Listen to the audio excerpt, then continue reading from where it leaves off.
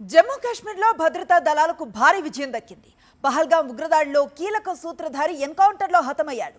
Operation మహదేవ్లో భాగంగా ముగ్గురు ఉగ్రవాదులను మట్టుబెట్టిన భద్రతా బలగాలు అందులో హషీమ్ మూసా అలియాస్ సులేమాన్ షా ఉన్నట్లుగా ధృవీకరించారు.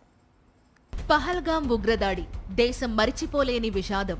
ఈ ఘాతుకానికి భారత్ మరోసారి ప్రతీకారం తీర్చుకుంది. ఆపరేషన్ సింధూర్తో పాకిస్తాన్కు గట్టిగా బుద్ధి చెప్పిన మన భద్రతా బలగాలు ఈ దారుణానికి ఒడిగట్టిన ఉగ్రవాదులను ఏరిపారేశాయి. ఆపరేషన్ మహదేవ్లో భాగంగా పహల్గాం దాడితో సంబంధం ఉన్న ముగ్గురు ఉగ్రవాదులను సైనిక దళాలు మట్టుబెట్టాయి. ఆపరేషన్ మహాదేవ్లో భాగంగా శ్రీనగర్లోని దాచిగం నేషనల్ పార్క్ సమీపంలో భద్రతా దళాలు ఉగ్రవాదుల మధ్య ఎదురు కాల్పులు జరిగాయి. ఈ ఎన్కౌంటర్లో ముగ్గురు ఉగ్రవాదులు హతమవ్వగా ఇందులో Hashem ముసా alias Suleman Shah alias Musa fauji ఉన్నట్టు సైన్యం ధృవీకరించింది. లష్కరే తోయిబా టాప్ కమాండర్ అయిన మూసా పహల్గాం ఉగ్రదాడికి కుట్ర పన్నడమే కాకుండా ఆ దాడిలో ప్రత్యక్షంగా పాల్గొన్నాడని దర్యాప్తు ఏజెన్సీలు గుర్తించాయి. అతడి స్కెచ్ను కూడా ఎన్ఐఏ రిలీజ్ చేసింది. మూసా సమాచారం తెలిపిన వారికి 20 లక్షలు రివార్డిస్తామని ప్రకటించింది. ఈ మూసా పాక్ ఆర్మీ ఎలైట్ యూనిట్లో మాజీ కమాండర్ కూడా.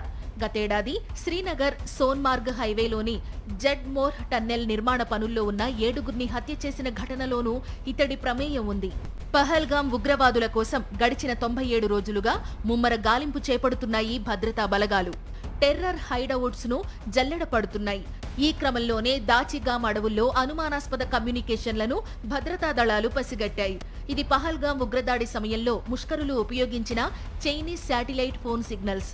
అప్పుడు స్విచ్ ఆఫ్ అయిన ఈ డివైస్ మళ్లీ యాక్టివేట్ కావడంతో భద్రతా దళాలు అలర్ట్ అయ్యాయి. వీటిని ట్రాక్ చేయడంతో పాటు స్థానిక సంచార జాతుల వారు ఇచ్చిన సమాచారం ఆధారంగా ముష్కర మూకల పనిపట్టాయి. ఎదురు కాల్పుల్లో మూసాతో పాటు మరో 2 ఉగ్రవాదులు అబు హంజా యాసిడ్లను మన బలగాలు మట్టుబెట్టాయి. 17 గ్రెనేడ్లు, ఒక M4 కార్బైన్, 2 AK-47 రైఫిల్స్ ను స్వాధీనం చేసుకున్నాయి. ఎన్కౌంటర్ జరిగిన ప్రదేశం జబర్వన్ మహదేవ్ పర్వతాల మధ్య జరుగుతోంది.